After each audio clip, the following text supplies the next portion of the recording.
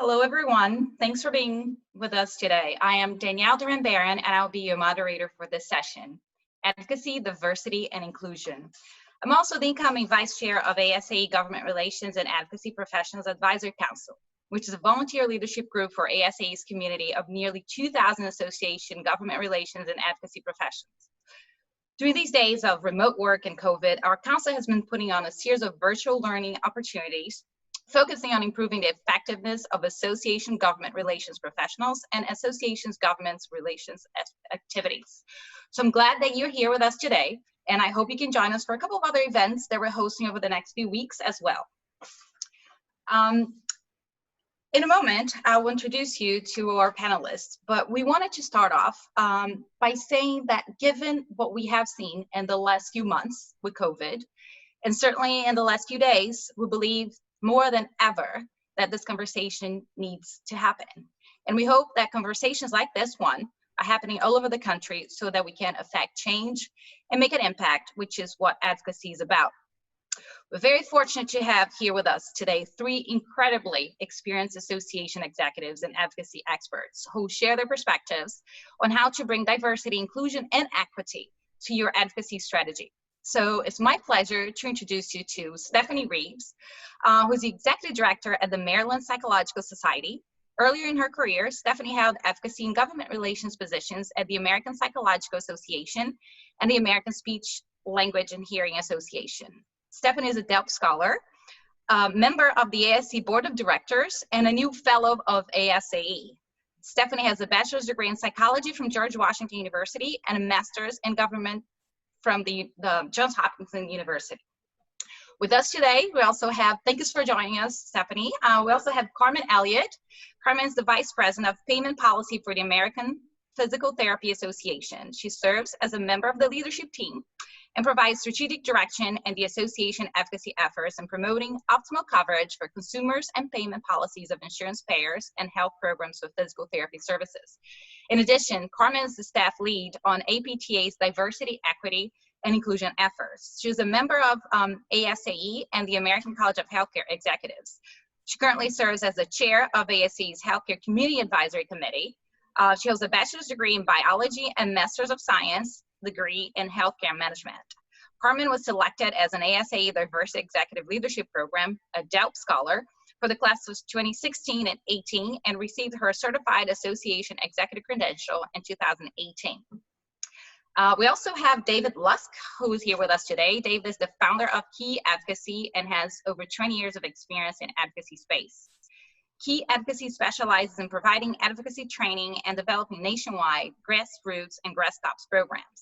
Since 2010, over 7,000 association members, nonprofit volunteers, and C-suite executives have attended his customized advocacy training sessions. Grassroots advocacy networks built by David have repeatedly received national recognition as model programs for the industry. David graduated from Brown University with degrees in public policy and business economics. He currently holds a leadership role in the American Society of Association Executives as a member of the Government Relations and Advocacy Professionals Advisory Council. So without further ado, we'll get to the program. But before we do that, I'd like to take a moment to introduce Maisha Hayden from ASAE, who's also here with us today, and we'll be going over a few housekeeping items before we get started. Maisha. Thank you, Danielle. At this time, all the phone lines have been muted, and you will note that your camera has also been disabled. If you have questions throughout the session, feel free to enter your questions in the Q&A section of today's platform, and it's located at the lower center of your screen. If you select that option, you can post your question there, and all of today's panelists are able to view the questions live and to also respond to them in real time. If there's a question that goes unanswered, we will be sure to follow up with you after the meeting to try to get some assistance towards your question. Additionally, today's session is being recorded and will be emailed to you within 24 hours, along with the slides presented today. Last item, you will note that we are able to dialogue with you all through the chat option. However, we have turned off the chat function for today's attendees just to make sure that we are protecting security measures as well. Again, we thank you all for joining us today, and I'll turn it back over to you, Danielle. Thank you so much, Maisha. I think we can start with the first slide. And just to give the audience an idea, we have a few questions that we're going to be going over, but we want this to be a very organic conversation. As you've probably noticed, the word equity was not on the title of this presentation because it got too long, and D&I has been more commonly used. This is changing. So we wanted to acknowledge equity in there too. And I thought it would be easier if we kind of put the three together to understand what perspectives we're going to be sharing when we talk about diversity, inclusion, but certainly equity as we move along this conversation. So thanks, Maisha. Go on to the next slide. So I guess this is the main question that brought us all here, right? Why focus on diversity, equity, and inclusion when designing your advocacy strategy? And Stefanie, I'm gonna move this over to you because a lot of our attendees who are logged on today are government relations and advocacy professionals, but we do have the CEOs, we do have the executive directors, and we do have the marketing and communications, the PR people, whose job is not solely focused on advocacy, but advocacy is certainly a very important part of it. And sometimes they're at a loss, you know, with competing priorities. How do they understand that? How do they do that effectively? That's a great question, Danielle, and I think that's one that, quite frankly, associations struggle with because we tend to think about DEI in its own little bubble. You know, with associations, they will probably have someone who is hired to manage the strategies revolving diversity, equity, and inclusion. But again, it's kind of off on its own island. And looking at it, you know, broadly, you know, we obviously want to make sure that when we're talking about DEI, we are talking about it infused in throughout the association. And I think for a lot of organizations, again, it's the thought of, I don't know how to infuse that in government relations, because for the longest time, those of us who have been doing government relations for years, we've kind of operated on our own island as well. And so you have these two dynamics that are a perfect fit that I think organizations have not thought of as, how do we bring that together? And so, you know, again, as you're looking at it from a broader perspective, you are talking about how are you infusing this with your communications? How do you market your products and services with this lens? And with the advocacy perspective, you're likely looking at not only the issues that your organization is dealing with, but more importantly, the populations that are being served by your members. Because you may not think, oh, you know, this particular issue would impact these communities, but in fact, obviously they do. And so that's kind of, those are the ideas that behind why they need to be, you know, brought together a little bit more than I think people will think or give credit to.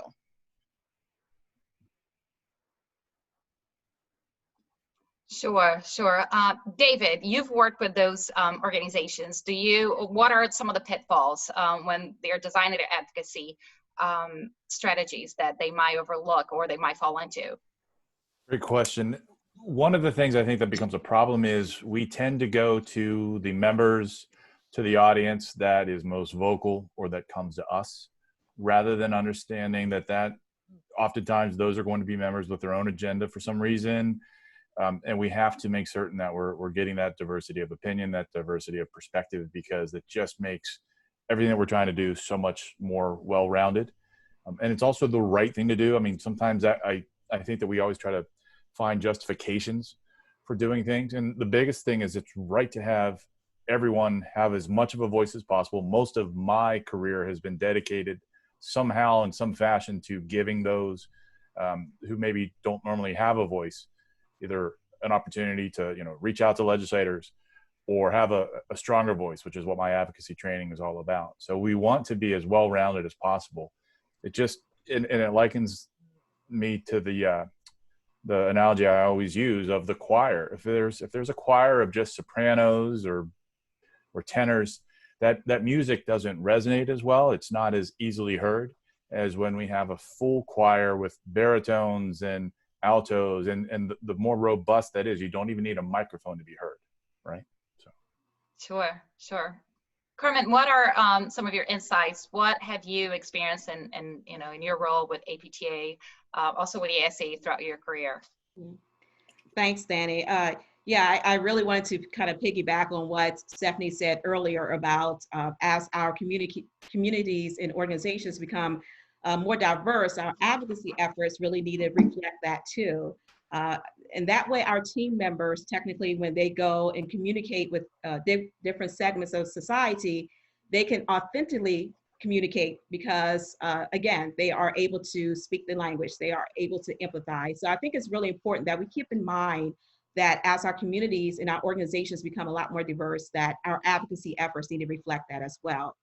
And probably my second point to that is, at my association, our DE&I is built into our strategic plan. So one of our metrics or priorities is to make APTA an exclusive organization that reflects the diversity of the society the profession serves. So with that said, it's intentionality throughout our entire organization and all of our priorities to be sure that DE&I is woven into the fabric of our organization. Therefore, any strategy, any advocacy strategy, any communication strategy that leaves out APTA must include intentionality as it relates to DE&I.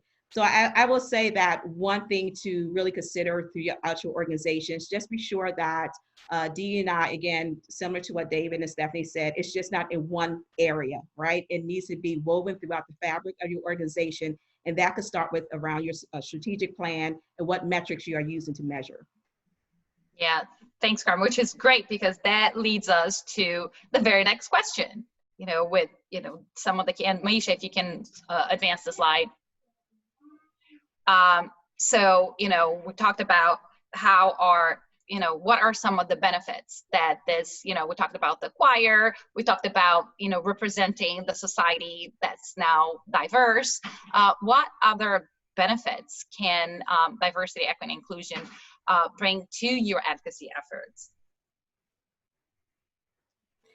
So I'll start, Danny, if you're okay with that. Of course. Yeah, so, diverse perspectives bring creativity, right? So I think it's so important that as you get or receive ideas from diverse perspectives, it really makes your end product all the better, right? So I often, throughout our organization, not only we have a huge lobbying arm, very strong, we are a very strong advocacy organization, but throughout that, we also reach out to other areas and also to our members. We have members who are really engaged and really active with our advocacy processes and in our strategy. So with that, we engage those members when we want to be sure that we represent, again, the population that we serve. So what we may actually advocate for in a densely populated area such as New York may be totally different from a more southern area such as Louisiana or a more rural area such as Montana.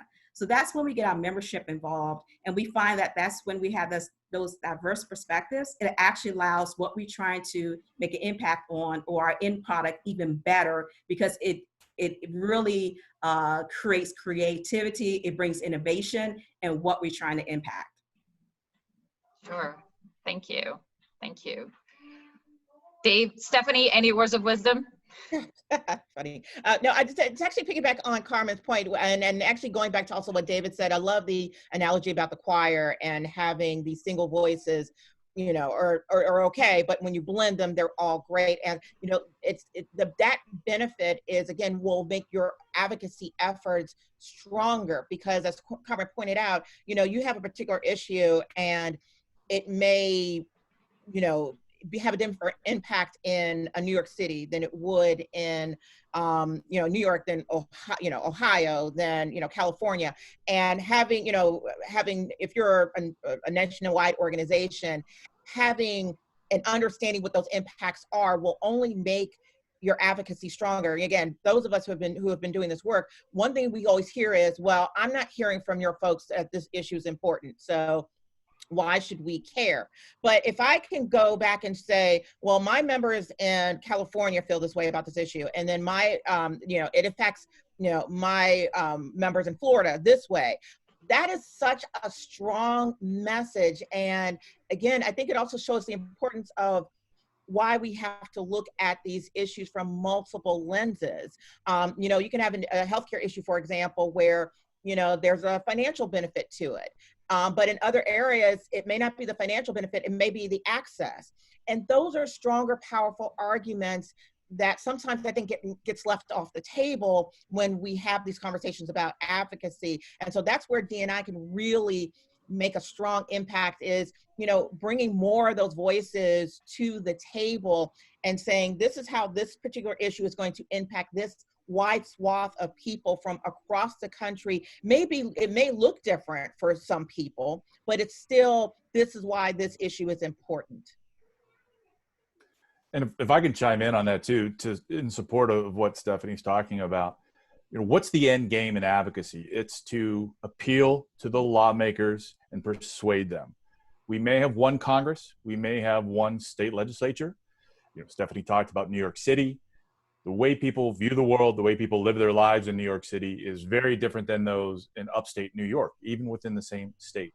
One thing that we have seen, certainly on the federal level, it's happened on the state level as well, change elections where party control is not consistent as it was at one point. We're seeing more than ever, almost every election, I think it's the last 7 out of 9, and we're probably going to see 8 out of 10, will have had some type of a change election where power of either the House, the Senate, or the White House changes. When that happens, different leadership steps in. We have new committee chairman. We may have now, this last time we had, you know, Nancy Pelosi was the speaker again, but we see a difference in leadership. We see a difference in opinion that is actually running the agenda in a legislature. And you have to frame your argument to appeal. We can't really rely on only one party supporting our issues. We need to find ways to be bipartisan. You know, they always say that overused cliche that politics makes strange bedfellows. Where can we find, we can never take for granted any one vote by a legislative body, whether it's on the state or federal level. So therefore, how best can we appeal? How best can we frame what's going on based on who we're talking to? And the best way to do that, unless you have a government affairs department of 100 or 200 people, the best way to do that is to go to your membership, tap into the resources that your membership has as far as the diversity. Fantastic. And that leads us to the next question, which is, you know, I suspect a main reason why we have a lot of people here today. What are some of the ways that we can effectively incorporate diversity, equity, inclusion into advocacy? How do you find these people who are not so obvious, who are not, you know, the people that you hang out with, who are not your most vocal members sometimes? How do you bring people who are at times at the margin, or, you know, doing their other thing? They're busy doing other work and they're not as engaged, and you need them. How do you find these people? How do you incorporate diversity, equity, inclusion into your advocacy efforts? So I'll start off with you, Carmen. Oh, great, thanks. So a couple things here. One is, and something that we do pretty often within my organization, within APTA, we look at other programs and model those programs. So for example, the nurses are really strong with their workforce and their recruitment and retention programs. And what we decided to do from an APTA lens is, how do we look at those type of programs that are very successful with other organizations and modify those programs so that we can serve a more diverse population? So what we've recently done is look at some legislation along with our sister organizations, AOTA and ASHA, and looking at workforce diversity. How do we actually allow for opportunities for underrepresented minority communities? How do we look at students with disabilities?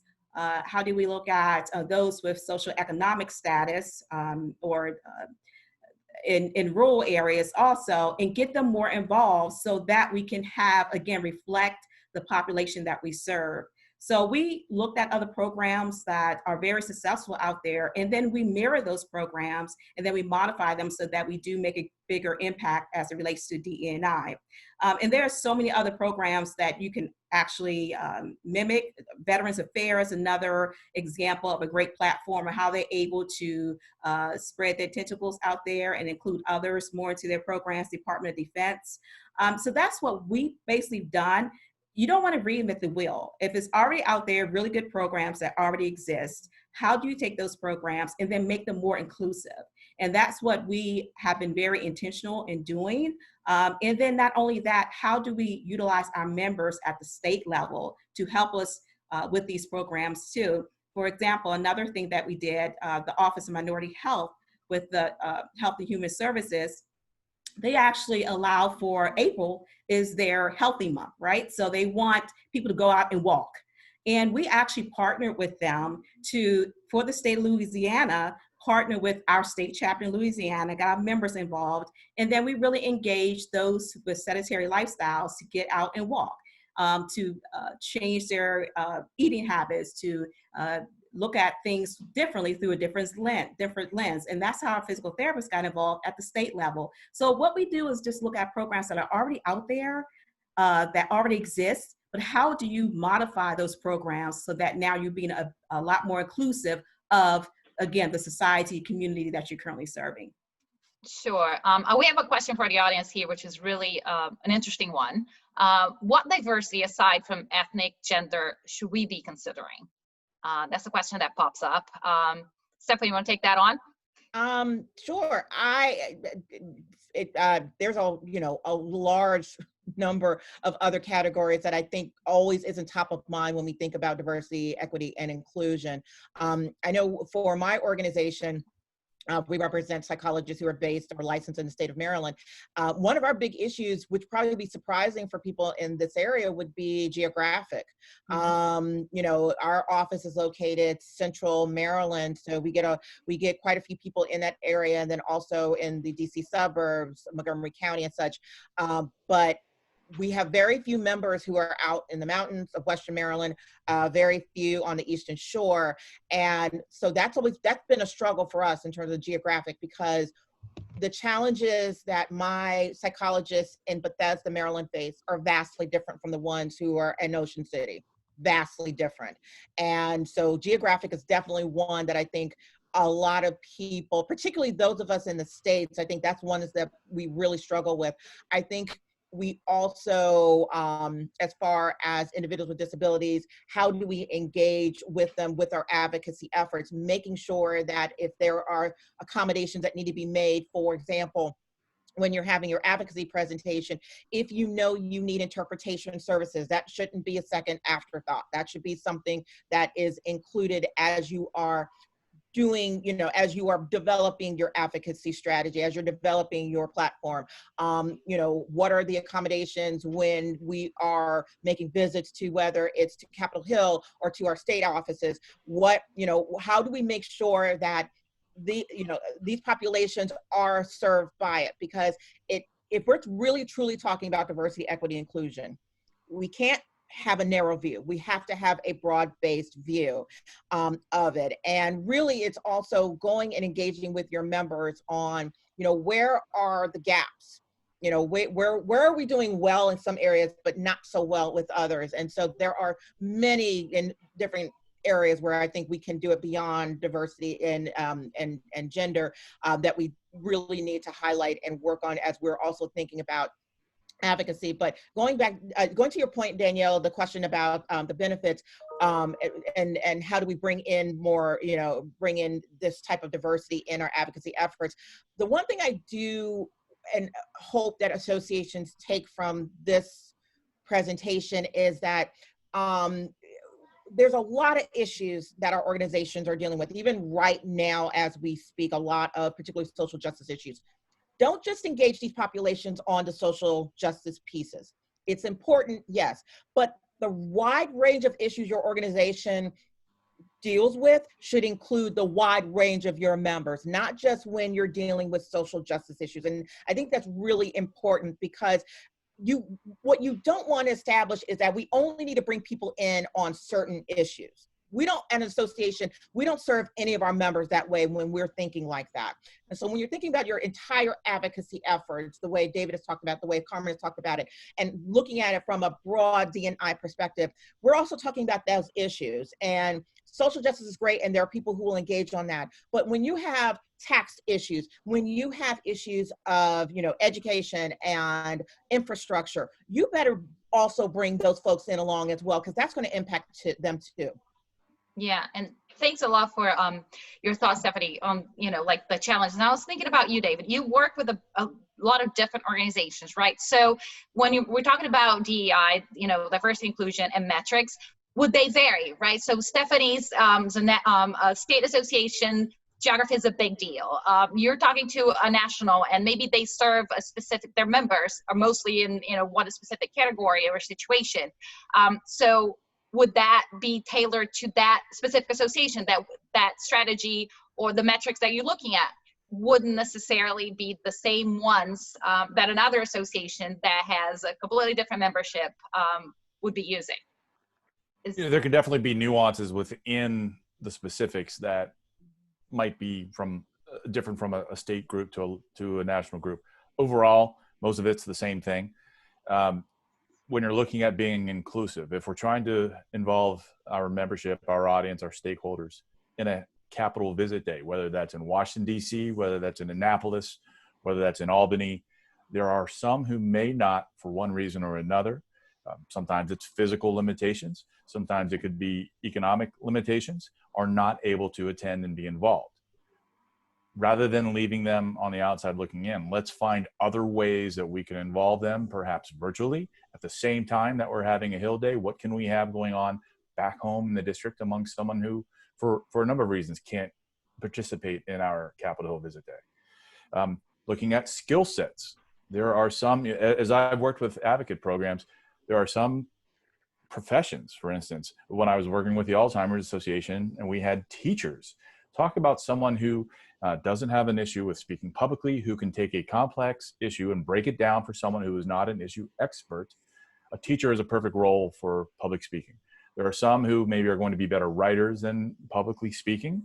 There are some, depending on their work setting, are they able to make phone calls during the daytime when we need them to participate in an action campaign? If not, what types of things could they do at night on the weekends? Can they attend a town hall meeting? Can they, you know, write letters to the editor? Looking at who we have and how best can we manage those assets. You have to survey your membership and you have to ask who wants to be involved, what types of things are you willing to do, and what types of things are you even able to do for a number of reasons needs to go into the consideration process. Yeah, thank you. Thank you. Well, Garvin, do you want to add something, or do you want to jump to the next question? I'll start with you. Yeah, no, well, not to really add anything. I just want to make a comment. I did put out there a link to the Dimensions of Diversity wheel through Johns Hopkins. I think the question came up earlier, other dimensions of diversity, which Stefanie responded to. Yeah, so there are multiple dimensions of diversity that we as organization, associations should always keep their finger in the pulse of.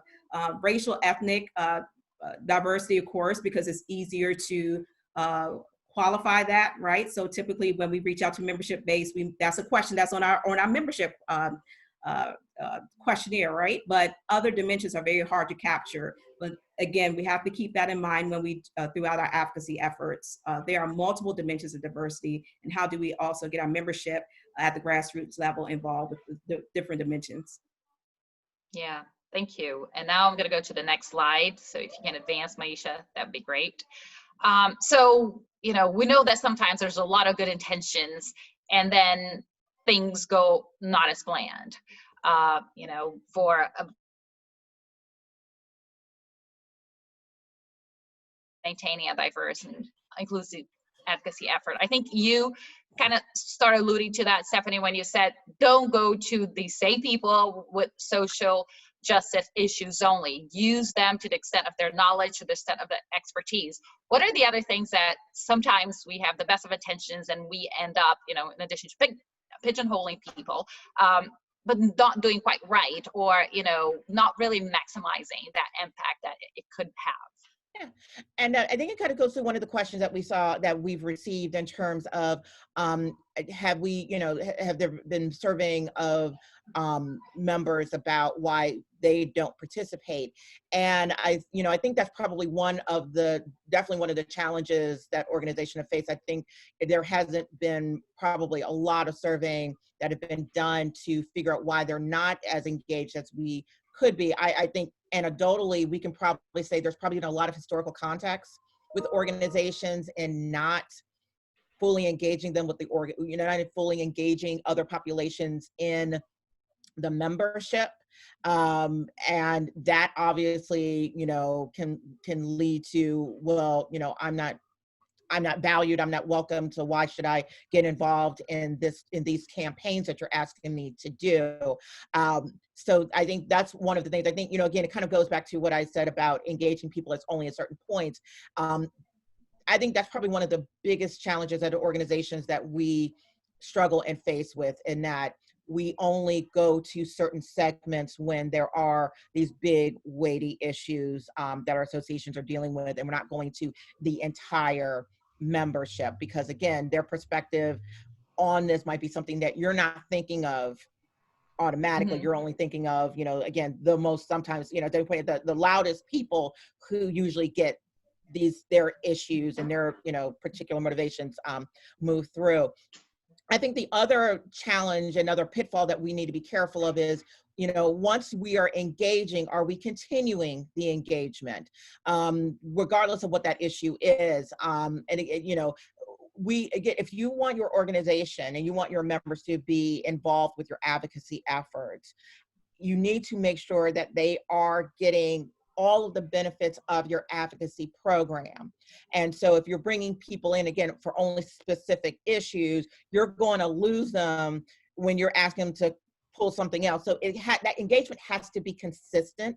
You also have to be mindful of language, inclusive language. You also have to be mindful of, again, as we pointed out, and David mentioned it as well, when we're talking, if there are particular populations that need accommodations, are we setting up our advocacy program? Again, is your briefing in a space that can accommodate if you have someone with a wheelchair?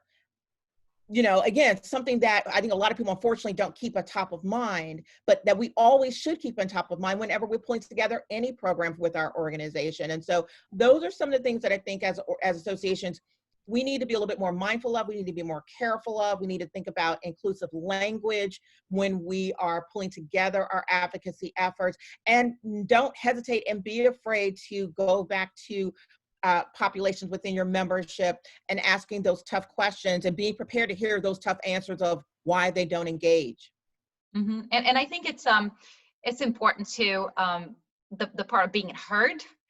Because I'm going to you and you give me an answer, whatever, that's your time, right? And then nothing happens. And I'm not saying that, the member rules everything and the members are always right, none of that. But I think you owe that to the membership to go back and say, we heard you, this is the information we compiled, and this is why we're doing this way, whatever way you chose to pursue. I think people, because it will breed mistrust, right? You came to me and you asked my opinion, and then you went off and you did something totally different.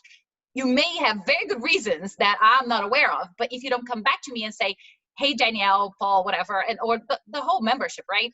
These are the steps we took that led us to make that decision. I think sometimes we forget.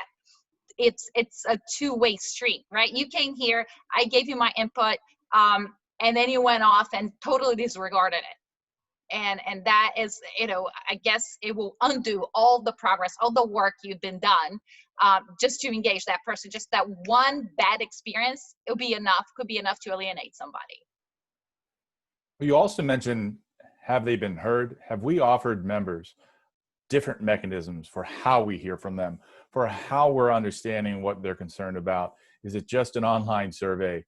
Are we reactive versus being proactive? Sometimes if you're trying to do something on a webinar, and I do this with trainings with one of my clients where we conduct things for the key contacts on a webinar, but we also do one-on-one outreach phone calls, because someone who maybe has been involved in advocacy for a long time doesn't want to admit there was one aspect that they didn't understand about the process. They're embarrassed to say something. So when you have those one-on-one opportunities, a lot more sometimes can come out. Does it take time? Absolutely. But when was also the last time you surveyed your audience? And I'll ask some, whether it's perspectives, whether I'm talking somewhere and you learn that someone has the last time they surveyed their audience was 5 years ago, 10 years ago, 2 years ago. Let's put ourselves, I can't even recall, to be honest, June 2019 and what was my most pressing issue of concern or what was happening, and look at where we are 1 year later in the issues of concern. I don't think anyone saw this coming on the number of issues that we're concerned about, and things change over time. What someone was concerned about even 6 months ago may suddenly be different based on their circumstances. So we have to continue to do so. And as you said, close the loop and get back to them and inform them of what's going on rather than just being reactive all the time. We have to be proactive and reach out. Yep. Yeah, Danny, I will add to, in response to the question about overcoming challenges and pitfalls, just realizing that a one size doesn't fit all type of mindset doesn't work either. So one thing that we learned in our organization for our Federal Advocacy Forum and for our HEAL Day is that we wanted to get, of course, our younger members involved. So what each one of our chapters do, they have a student challenge, and they actually sponsor a student to attend our advocacy or our HEAL Day. And now we have a whole different generation of physical therapists who are involved in our advocacy efforts. But it really took for those who are used to coming annually to our HEAL Day, who we tend to see the same people over and over again. How do we get another population or segment of our membership involved? And then we created these innovative ideas, such as a student challenge or a mentorship program to get, again, a whole separate segment of our population who never really understood what advocacy is about, now who are really energized to take this on, and even at the federal level, both at the federal level and the state level. So just thinking of different ways to really get different segments of your membership involved too, I think is key as well, because otherwise you will see the same people continue to advocate, but yet you really haven't reached out to different segments of your membership when it's really important to them. And then the second point I will make too is my perspective in this conversation is a bit unique because I'm not solely a congressional or lobbyist, but I advocate for our members specifically as it relates to commercial payers. So as physical therapists, they provide services and they need to get paid for what they do. So my advocacy efforts are mostly geared toward these larger corporations in ensuring that they recognize PT services. And with that uniqueness comes the fact that everyone wants to get paid for what they do, right? So some of the pitfalls that we run into is that, again, when we deal with rural providers, where does it leave them? And really including them in our advocacy efforts as it relates to DE&I, right? Because it's all about socioeconomic status, it's about location, rural providers versus those in densely populated areas. How do we really look at an advocacy effort or legislation that includes everyone, not specific just to where they're located? So what we found for us, payment is a big deal. All of our providers want to get paid for what they do. So with that said, we're looking at physical therapists and other providers are looking at a huge cut in payment starting in 2021. This is something that we found everyone is on board with. Regardless where you fall in the dimensions of diversity wheel, everyone is really concerned about where they will land as far as paying for their services. They want to be able to provide for their patients. And us as an association, we advocate to ensure that they're recognized for what they do, for what they provide. And also we want to ensure that our consumers do have access to those vital services too. Cool. Carmen, we have a question from the audience, and you did mention that DEI is really embedded in everything that APTA does. So the question is, once an organization adopts the diversity statement, and we've all seen them all over a bunch of websites and don't know exactly what it means, but how exactly is that statement utilized and activated, right? Because everybody has the pretty words and you have to have on the website. Some people are like, okay, now I'm done. But I guess more and more people are now wondering, and now what? So how do you make sure that it's, is activated, that is lived, right? Yeah. So one thing we've done with our organization, and let me preface this with, I work for a rather large association. So, and I know this may not be applicable for smaller to mid-sized associations, but one thing we've done, we actually implemented a project plan. for DE&I. And that project plan touched on every single department area or functional area within our association.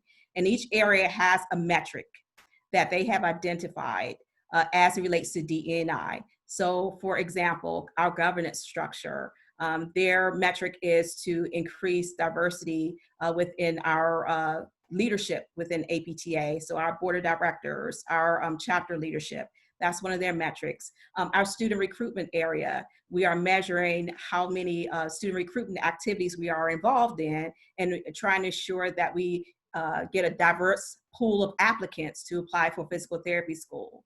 Our membership, that's another area in which they have a metric in which they have to meet. So what we've done is actually operationalize a cross-association project plan, which myself and another staff lead are overseeing this particular project plan, and each functional area has a metric that they are meeting as it relates to DE&I. So that's how we have implemented our plan. And again, it's just identify the metric, and it doesn't have to be a laundry list of things, right? Because we realize this is more of a marathon than a sprint, but identify a metric that each functional area can contribute to for DE&I, and then we measure that. And then we, of course, check the pulse to see where everyone is. Maybe somewhere along the line we have to reevaluate that metric, but everyone is held accountable to what they can do as far as DE&I. Thanks, Carmen. What about you, David? When you are dealing with different associations, what's your advice to them? Well, I think and we had heard, and I can't quite recall who mentioned this earlier, making this a part of their mission statement. Advocacy should be a part of the mission statement. So should DE&I. If it's not written down, if there aren't some type of metric tied to it, it becomes something that we want to do but never really get to. Leadership has to talk about this from the top, not only paid leadership, but our volunteer leadership. You want to create, we have an association, and by definition, association is community, right? We want to create a sense of community within the community that already exists. And who goes to a community where they don't find themselves, where they don't feel they belong? We need to create multiple communities where everyone has someone like them that can be involved. And Carmen, you're talking about bringing in your student populations. I'm sure what comes from that, advocacy is an easy gateway to get the student involved. There's a lot of things within the organization students can't do, going to the annual conference, paying the conference fees, the travel fees. That becomes a gateway. They start to create a sense of community with others who are younger students. They start to rise within the organization. What happens so often is that the leadership positions are held by the more established, longer serving members. And it's hard for someone to even get a foothold and get started. And so what can we do to reach out and bring in that newer audience? And again, I think we all realize advocacy is the gateway to other aspects of the association. We're limited as an association as to who our audience can be, oftentimes by profession. So we can't take for granted anyone that's in that profession not having a voice and not being involved. Yes. Thanks, David. Thanks. So I have another question from the audience that piggybacks on the one that we're just talking about. So do you all have any tips in changing the culture of an older organization? I think a lot of associations are dealing with this now.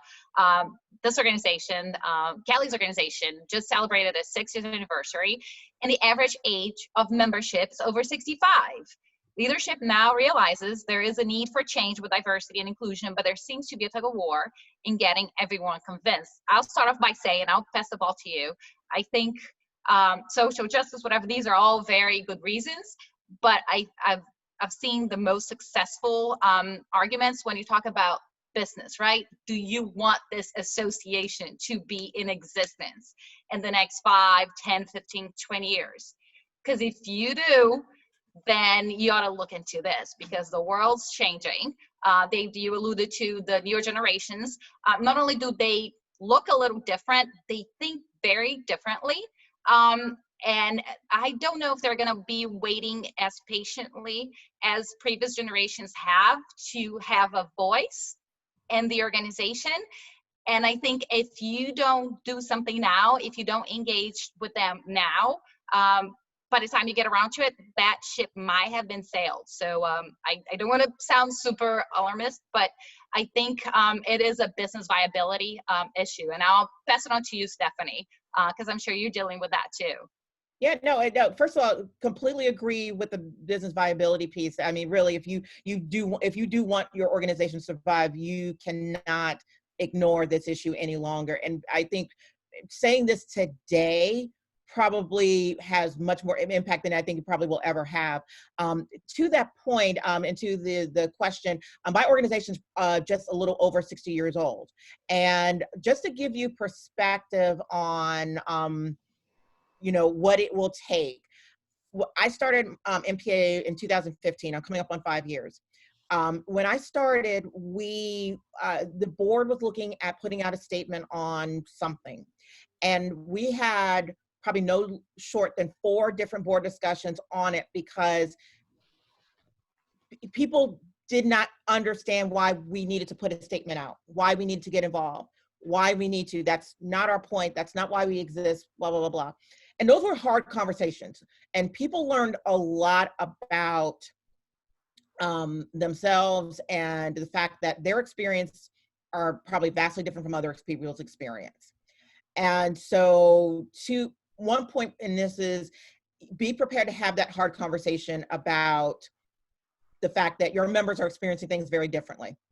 Your staff are experiencing things very differently from what you think, your experience may be vastly different from another member or another staff person's experience. Once you acknowledge that, then you can start having that conversation that needs to be had if you haven't done it already.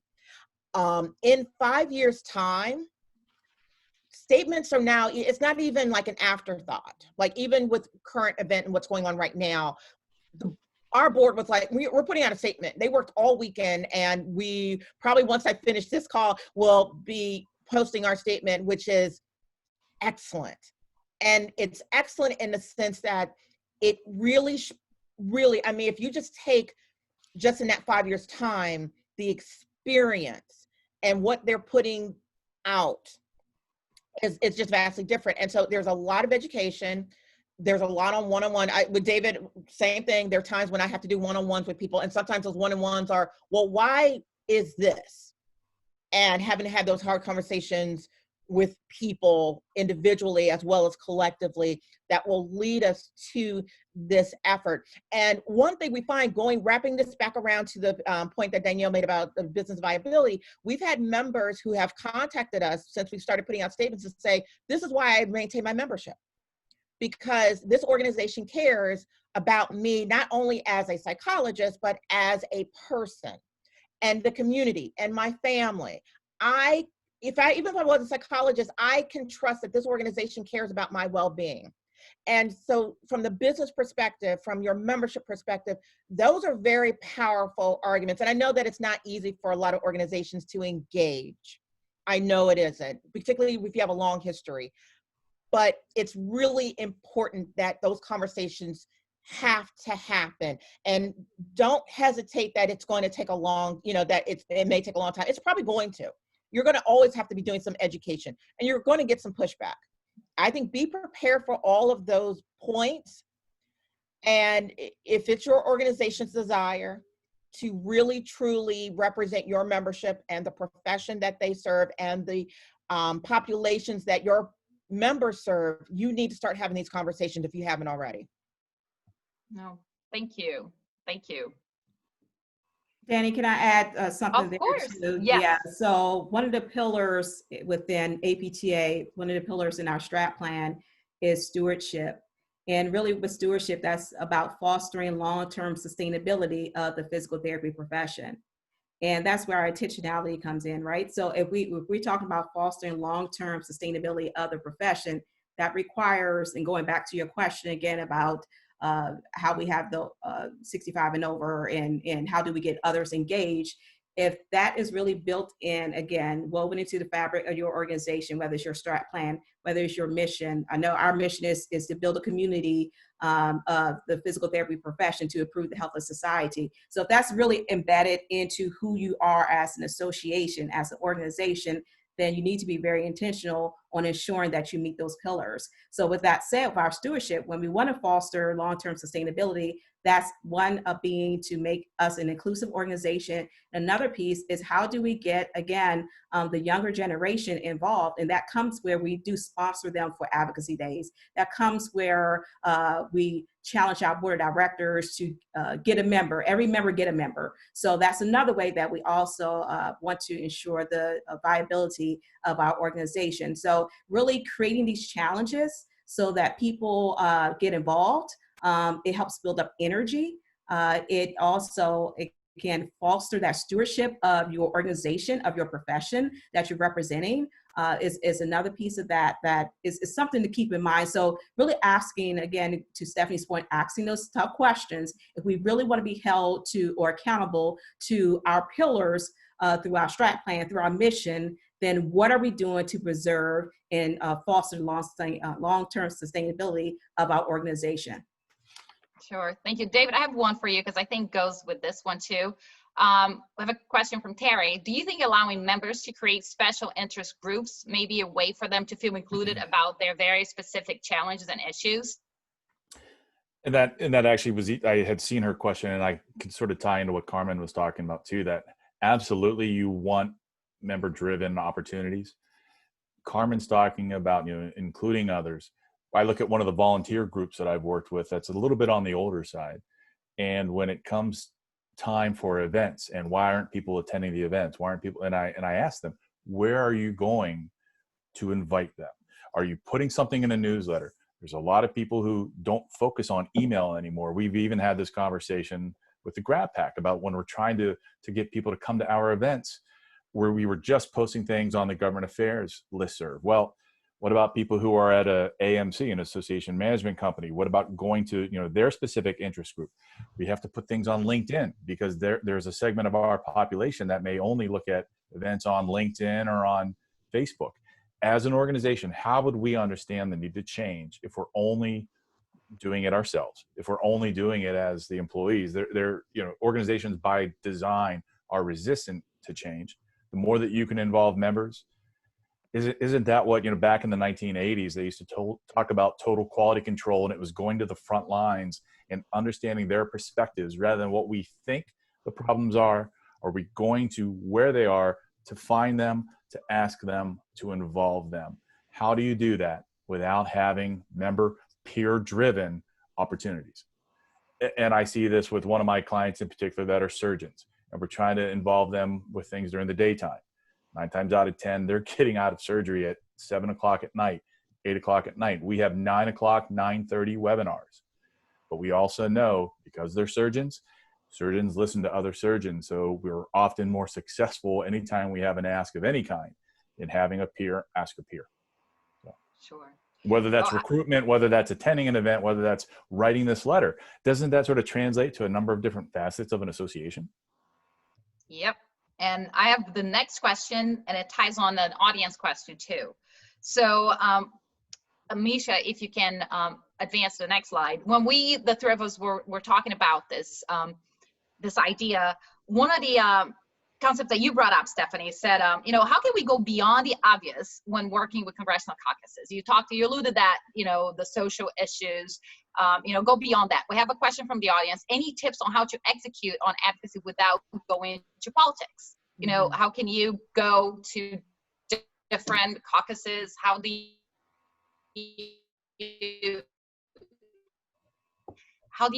do something that's perhaps more holistic? Yeah. So I, when I was with Asha, the speech pathologist, obviously we're talking about healthcare education issues, and this was at a point where there were, there's always issues with Medicare, and so we've always been working. And at that point, speech pathologists were not allowed to provide services in someone's home. If you needed, and Carmen can tell you this, if you need PT services, the PT could come to the home. If you need occupational, they could come to the home. But at one point, if you needed speech pathology services, you had to then go to an outpatient, which is not always viable if you are a Medicare beneficiary. So one of the issues that I worked on when I was with Asha was making sure that we can get that same accommodation. And, you know, I think when we're talking about, you know, the Congressional Caucus, and in this instance, we're talking about Congressional Black Caucus, Hispanic Caucus, Asian Pacific Caucus, people, I think, again, kind of going back to some of the points I made earlier, they really only kind of think of these caucuses when we're talking about social justice. And yes, they have very strong social justice backgrounds. However, they obviously represent a multitude of issues: finance, infrastructure, transportation, you name it. And with this particular Medicare issue, the lead sponsor of the bill that eventually allowed this accommodation was G.K. Butterfield, who represents the 1st District of North Carolina and a member of the Congressional Black Caucus. And so this was an opportunity where we engaged someone from CBC in an issue that, you know, kind of little lend itself to social justice, but wasn't completely, because there were differing facets of this issue. But he was our lead sponsor. He introduced the bill. The bill was eventually rolled into a larger Medicare bill. So if you think about the last big, for those of us of a certain age, the last big Medicare bill that passed, this provision was included. And I always tell colleagues when they're talking about, you know, I need to find congressional champions. I need to get, grow that base. And it's still surprising me that people don't tend to go to the caucuses when you're talking about these issues, when you're talking about broader issues. And so if you haven't, then you're really missing out on key constituencies, again, with a vast network of institutional knowledge. And I think, again, because they're really strongly tied to the social justice piece. But, you know, again, their knowledge expands beyond and throughout. And so organizations really, if you're wanting to engage with the caucuses, don't just go to them for social justice issues. Again, with all of your issues, you can definitely find a champion in any of these caucuses to take the lead on your legislation. And again, not only on Capitol Hill, but, you know, for those of us in Maryland, there's a Black Caucus in Maryland. And again, their expertise goes well beyond the social justice piece. And we typically will reach out to them, and a lot of them are in leadership, and we reach out to them for a variety of issues across the spectrum. And, you know, so again, if you are not engaging with these caucuses, again, beyond a social justice piece, you're truly not doing your organization you're doing a disservice to your organization. Yeah, thank you. We're coming up at the top of the hour, but I just want to, you know, see if you have anything to add, Carmen or David, because our last question was about, and I think we talked about the last question, you know, why should advocacy be a association-wide strategy, not be siloed? And I think throughout the conversation, we've reinforced that theme. So if you have, Carmen, any closing thoughts about, you know, going beyond the obvious, or, you know, engaging the association on the entire association on your advocacy, anything that you want to leave us with, now's the time. Unmute. There, way to go, Carmen. Yeah, I probably would say a trend that we are seeing is that you're seeing with especially larger organizations what they may call a public affairs area. So it comprises of your government relations, your communications, your media relations area. And we find that, specific to APTA, we did that, right? And we find that with the communications area, is they are needed to really help us develop and deploy our message with clarity, and especially in an ever-changing media environment, right? So these guys are on top of Twitter, they're on top of Facebook or wherever else we posted our messages to, and they're really able to take what we want to say, condense it down, make it really pretty and sexy, and get that message out for us. So I think from my lens, really aligning your communications, your web media team, along with your GR, your grassroots effort is so important, especially during this day and time with the use of social media and other platforms. So if you don't have that connection now, really think about that in your, your future alignment of how you want to look at this. But it's so important to use that communications team to help develop and deploy the message that you really want to get out. Thanks, Carmen. What about you, David? Any closing thoughts? Yeah, one thing I want to add, and I see one of my former advocates, one of my former advocacy captains from the Society for Human Resource Management, Phyllis Hartman, on the line. An advocacy program can have benefit to so many other departments within the organization.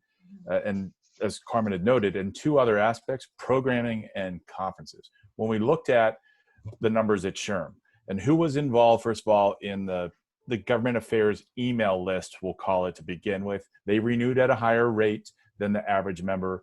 They probably slightly attended some events more than the average member.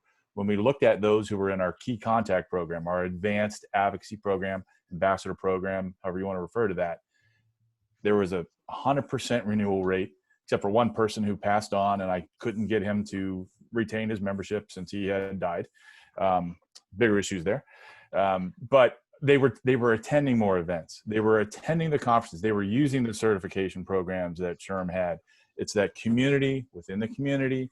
And if we can start to prove that we have benefits to other departments, it certainly makes collaborating with those other departments much easier and much more successful. So. Thanks, David. Sure. Now on to you, Stefanie. I probably don't really have much to contribute towards the to the end. I will just leave it to my colleagues with their statements. So. Well, thank you. I hope you found this session as enlightening and educational as I have. I want to thank the three of you for joining us today and sharing your wealth of knowledge and expertise. It's much welcome. I want to thank the audience for joining us today for an hour of their time. We know everybody's bombarded with Zoom calls and webinars, so we're really glad you're here. And I do hope that we have given you ideas and concrete takeaways you can implement in the organization. You see everybody's emails, addresses there, so feel free to reach out to any of our panelists today. Leslie, I would like to take this opportunity to invite you to everybody who's joining us to join our government relations and advocacy professionals community on Collaborate. We post events and there's like a lot of discussions with your peers. Find out more about our upcoming programs and important issues on advocacy and GR. Another thing, we'll be hosting a session and on June 17th on Advocacy 365. This will be an ASAE sponsored event, part of their learning team project, and it's part of the American Advocacy Week. So we'll have more details shortly. Stay tuned. I think Mary Kate, Maisha, the ASAE team can send more information about registration and dates sometime later today or later this week. So with that, thank you so much for being with us today. We hope you enjoyed this discussion and look forward to seeing you again.